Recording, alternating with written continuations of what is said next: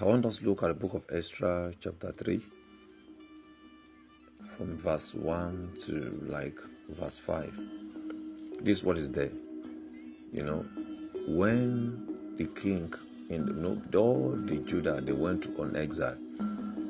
So the time they are leaving the place, God stirred up the heart of the king of that land, and to tell them that God told him that they should build Jerusalem, the house of God. So when these men got to Jerusalem, the first thing they did is to build God altar. So after they have done that, why did they do that? Because if they don't build God altar first, there's no how they can make sacrifice. There's no how they can communicate with God. There's no how they can invite God to be with them, because there are enemies around them that they don't want them to complete the work. Bible even told us that they have fear in their hearts, but they still made sacrifice to God.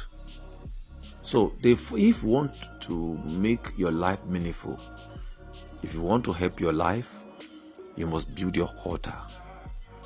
Your altar is a place of your prayer. It's a place where you can make thanksgiving to God. It's a place where you can talk. You look at the time of Moses, you will see that when he wanted to hear God, he will go before that temple. And Bible will tell us that the presence of God will be there. You need that altar in your home. Some people, after they have prayed their family prayer, their prayer ends there. You have not started. You have to have your personal altar.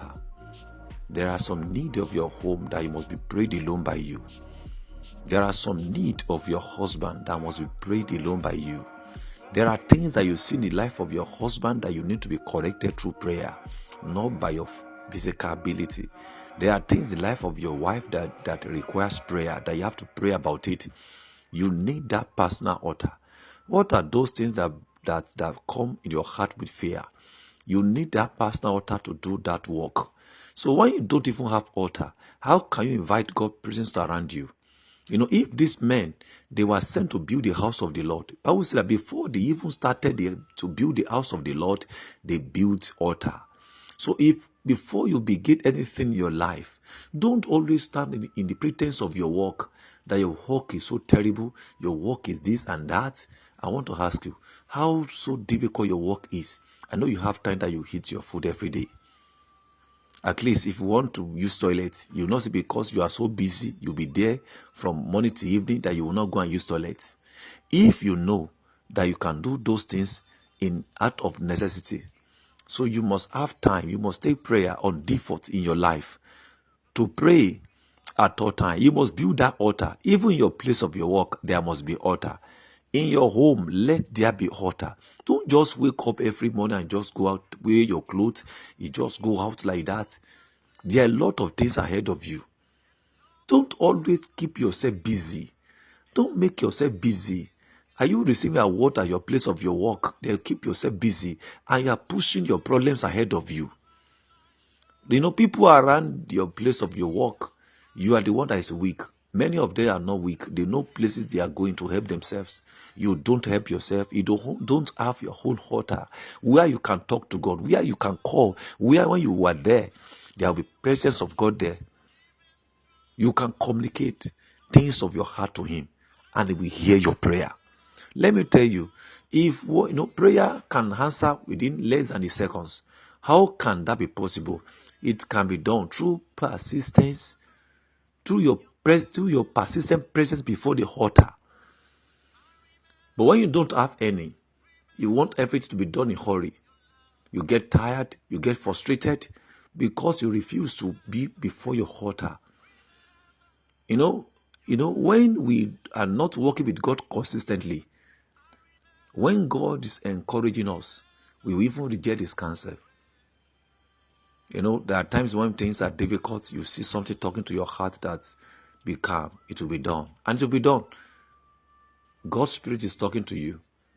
In as much that you don't use that altar, you will cancel it, you will take a wrong step. God may tell you to be quiet, but you will not quiet because you don't sit before that altar. So I want to encourage you this morning. Don't let your work stand as a barricade between you and God. The implications of that will not be good at all. When are we going to yield to God? Is it when we are 65, 60? Now we can do better now. You know, don't wait until you become a pastor. You can hurt for God when you are just ordinary church member. You can hurt for God. And when you hurt for God, devil cannot touch your things anyhow. Earlier the better we can do this thing. Don't let your work stand between you and God.